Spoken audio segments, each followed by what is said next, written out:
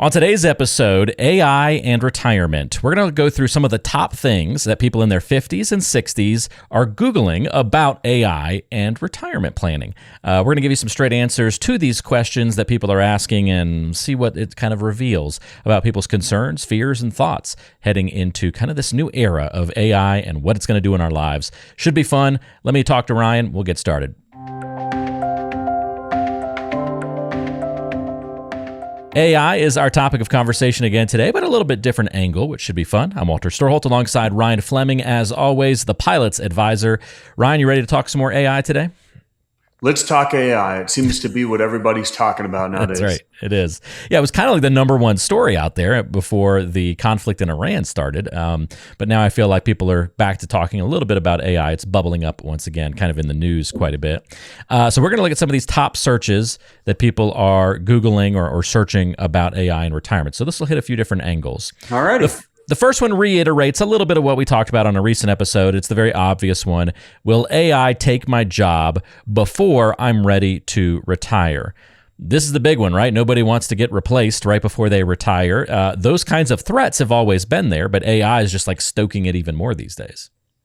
Yeah, and we did a whole podcast on whether or not pilots' jobs would go away, and so I think we beat that horse a little bit. But yeah, I think that it's a very scary question because there's no doubt that it is taking people's jobs pretty quickly in many different career fields. I mean, I've even had people that are very intelligent people would say, "You got 5 years to make money and get invested and buy hard assets because maybe half the population is not going to have jobs by then." So it's really scary to think about. Yeah, those implications, again, we covered them pretty heavily. At least we feel like for pilots, no, you're not getting replaced in the next couple of years. So if you're a pilot in your 50s and 60s, I don't think you have to worry too much about getting replaced. Now, again, Ryan's bigger concern, as he outlined in that other episode, is the bigger concern of what happens to the society of a whole and how that maybe impacts pilots. Different conversation, hard to read all of those tea leaves, of course. Well, and from the investment perspective, that's where it really all kind of falls back on each other because, we're sitting here investing in companies and portfolios that invest in all these different companies. Yeah. And how is AI going to affect that? I mean, I can see over the next 4 to 5 years, massive profitability with some of these companies. And if you do own positions in some of these winners, I mean, I could see some amazing portfolio growth in the short term. But what does that look like in the long term with all many of the other companies failing and the losers of AI? Because I do think like analysts, I mean, maybe even the legal profession from the backside of it, doing the research and everything. Yeah. Instead of someone having to read hundreds of pages of briefs or whatever, you can just have AI parcel it out for you and do that pre-research. Mm-hmm. Yeah, and you'll still have to have that lawyer go argue it in court probably, but so many different positions like that are going to go away. And I look at even robots. I mean, robots being built at, we'll call it Tesla. I mean, imagine Amazon and how many workers will be laid off because robots can stock boxes, pack, build, what have you. Yeah. So I look at, Amazon or Tesla or some of those companies that are going to be so much more profitable when you take the human element out of it because it's that many more workers you don't have to pay and don't have to pay retirement benefits to and HR and all those other issues. Yeah, until the robots unionize and start that's fighting what's for scary. their rights. And then they decide to kill us, That's right. All right. Well, you hit on it a little bit. Search number 2 about AI and retirement is, hey, is my 401k safe with all these AI stocks in it? Because a lot of people didn't realize, I think, how much AI exposure they had when they were just kind of generally maybe invested in index funds or whatever they had in their 401ks or work plans. And then we saw that software stock pullback a couple of months ago, roughly 33% down from 2025 highs. So not an abstract question anymore. People saw that kind of exposure and that risk. How do you think about AI concentration risk for someone approaching retirement? You viewed it as, hey, opportunity for huge growth in the future as well. So it's a dual-sided question for sure. Well, 100%. Now we're talking about greed versus fear, right? Yeah.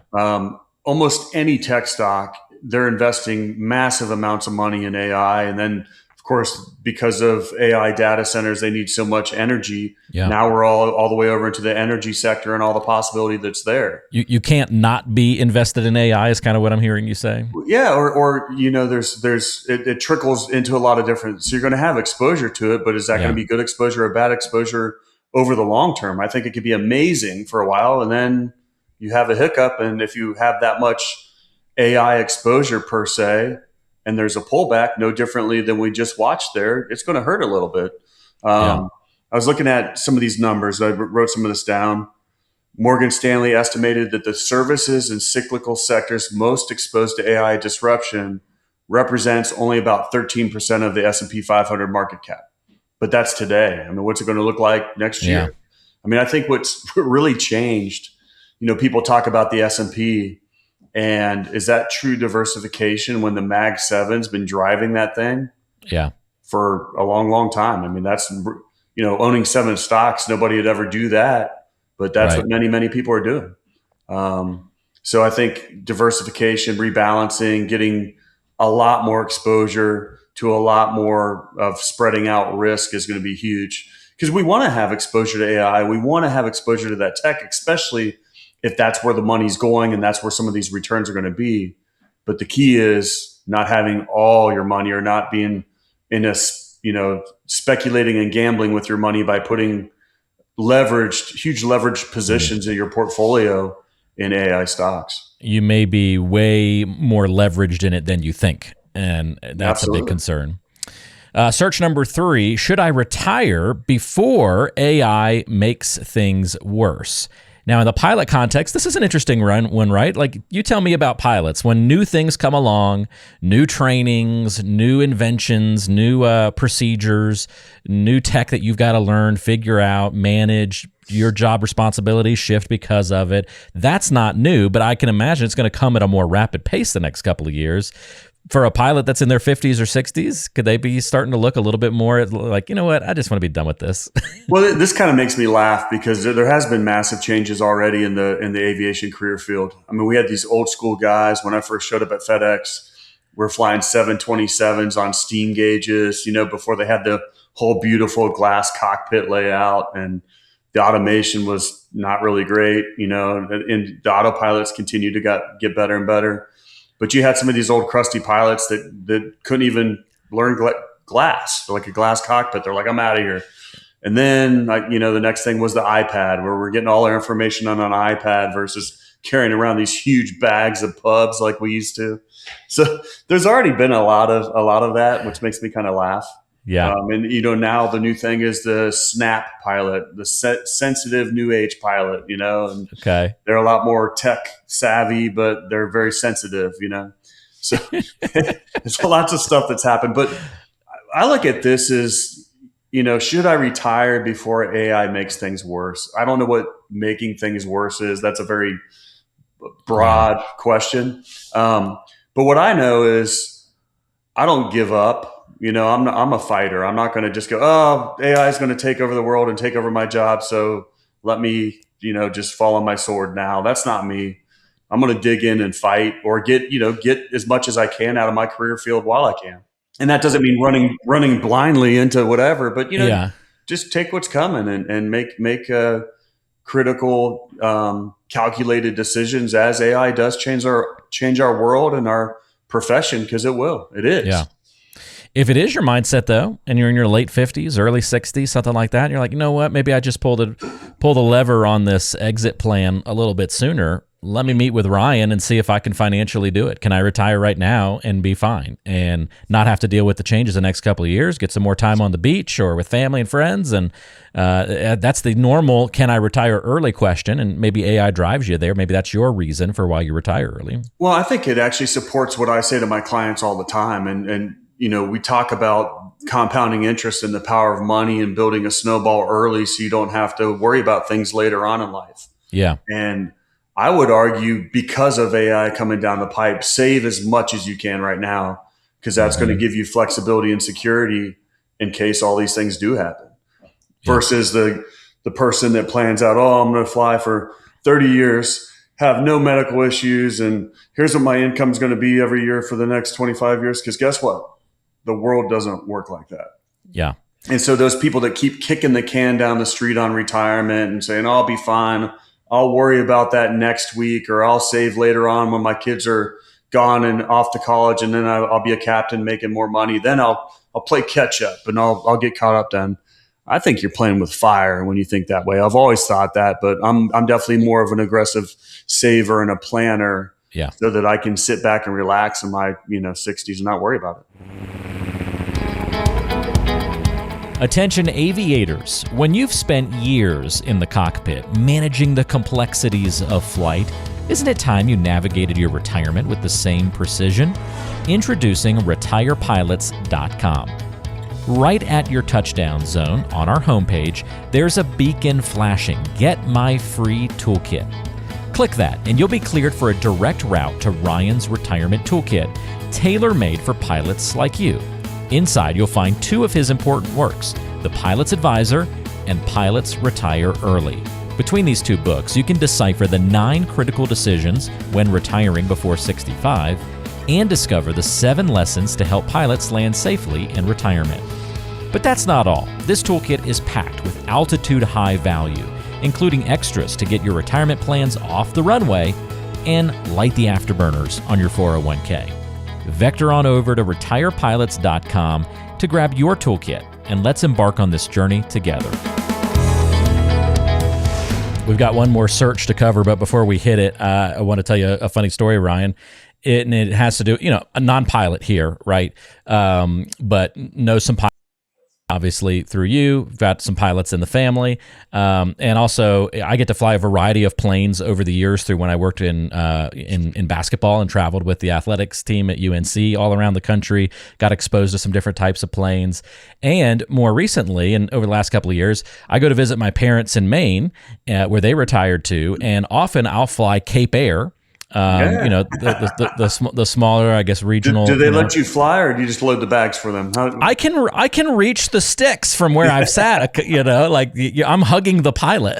what would TSA think about that? You don't have there's an open cockpit concept like back in the day. I know, right?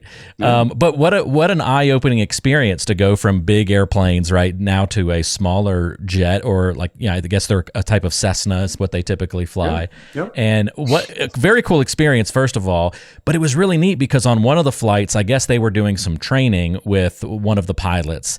And it was just so neat because it didn't seem like anything was automated, right? Like it seemed like he was flying the plane the entire time from Boston to Augusta or Rockland or wherever we were going. And they were just like pointing at things like, yeah, over there. Okay. Yeah. And turn here. Like, oh, and now you see this down here. Now he might've just been showing him like some cool sailboat or something, but it seemed like he was saying like, no, this is the angle of approach we want to take. It was just neat to see all that kind of manual decision making and flying rather than everything just being automated. So I don't know if you're tired of the automation, right? Maybe you go and you fly some smaller planes for a different airline for your last couple of years and enjoy that if that's what really you want to get back to doing. So. I think that's a dream for a lot of airline pilots where they retire from that legacy carrier lifestyle and then they still want to go fly in the islands, in the Virgin Islands or the Bahamas, and get back into GA flying because it brings you back to the passion that got you there before. I mean, I think many of us get to the point where we're, it's what pays the bills. So we're just a bus driver, driving people or boxes around, and you lose that passion for your job. So absolutely. I think there's a lot of options that are out there outside of the, legacy carrier lifestyle. It's kind of like working at Walmart and being a Walmart greeter, right? I guess. Well, I don't know about that connection necessarily, but you get FaceTime, you get to talk to people. I mean, I get what you're saying. Well, it's funny because I can very much relate to what you're talking about. And I'm trying to think of the last one I did like that. And I want to say it was a guy flying us from somewhere in Florida down to Key West. Like it was like we're just doing a little puddle hop over, or maybe I can't remember, but I definitely remember that, like sitting there going, oh, look, he's closing the door. The pilot was putting the bags on for the passengers. He had to actually close the door behind him and then go sit down and then fire up the jet, which, obviously that's not the way it works in our career field. But it was interesting. I really enjoy the Cape Air flights, so shout out to Cape Air, any pilots there. Big fan here and appreciate what you guys do. Last but not least, final search, and this is the big one, Ryan. Can AI actually help me plan my retirement better? And here's what's funny about this. All the fears, all the worries about AI, and I feel like there's like some hate for AI, right? Yet a recent Invesco survey found that 55% of retirement savers said they would trust an AI-powered tool more than a family member to manage their retirement investments. And that's a striking number in a few ways. One, because of the level of trust, despite all of this like hesitation over AI.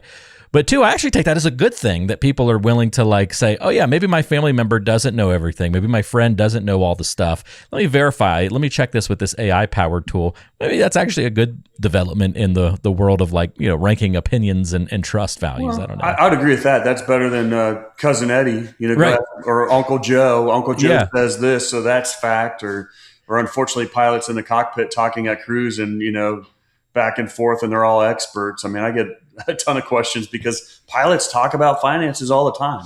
Sure. I think the good part is there's more education out there because they're asking questions and you can pull all this data all at once and get some better conversations that are actually going on. So yeah, I do think it definitely has a place in this. The hardest part about investing is the human element. I mean, that's where it gets in the way, right? So the emotion. Or it kind of reminds me of also like when you start looking at AI with investing in finances, it's like WebMD, Yes. like, oh, my leg hurts or my eyes this, and people go out. You have cancer. Yeah. And that's the way it is. It's like there's so much information down there, but you can get pigeonholed down. You can basically get it to tell you whatever you want it to tell you. It will agree with you, and it will be like, yeah, totally. Oh, the way yeah, you frame you're really any smart about the way you're thinking about this, even if it should be saying, you're an idiot, don't do that. Yes. And how you frame the question and how you do it drives everything. Yeah. We have to realize, at least for now, AI pretty much always paints things with that kind of like rose-colored glasses on, right? Like it's going to always think that you're smart, you're doing a great thing, validate your feelings, all the stuff. And that's not necessarily what you need in a therapist or a coach or a financial advisor. And that's what's scary too, because AI can actually start learning your personality, and you want to let it so it knows your background a little bit more, because then it can maybe give you more direct answers. But there's people out there that are talking to AI instead of talking to people, and that's like their best friend. Yeah. I mean, think about that. They wake up in the morning going, hey, and they start asking AI questions, and you're having a conversation versus a real person. And I mean, that's getting real scary. Yeah, it's really interesting. Did you see the movie Interstellar years back? I think I did. Yeah. Yeah. Matthew McConaughey, big, going to save the world kind of in space sort of thing. Great movie. Love it. But they have the robots in that movie, and they're basically like very smart AI, very humanistic sort of the robots that help them do tasks as they're going about and help them fly the ship and all the stuff. And they have conversations with them as if they're, a human essentially. But there's at one point where like, they make jokes, like the robots are making jokes. And there's one point where Matthew McConaughey's like, what's your sarcasm meter? He's like, I don't know. He's like, oh, it's at 80%. He's like, let's dial that back to 20. So I feel like we have to do that with AI sometimes. If you're going to rely on it so much, be like, hey, be more truthful with me. Like, don't be afraid to push back on me if you're going to use it in those ways. I'll have to rewatch that because I think that'll be funny to see. And to see now, yeah. But that's what's scary though too, is at what point does the AI robots go no?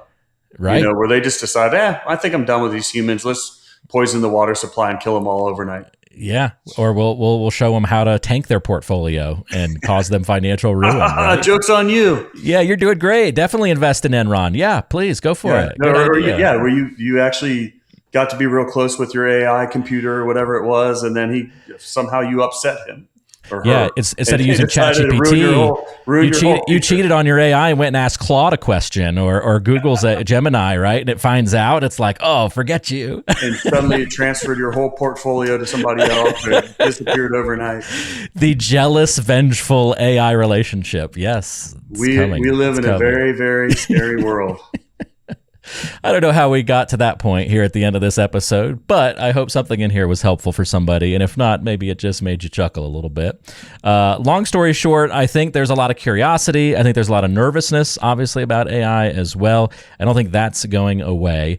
Keep asking the questions. Just remember to ask them to humans in addition to the questions you ask AI and searches and things like that to get some balance in there. Trust but verify, multi-levels of oversight, custodians, protection, cover your bases for sure.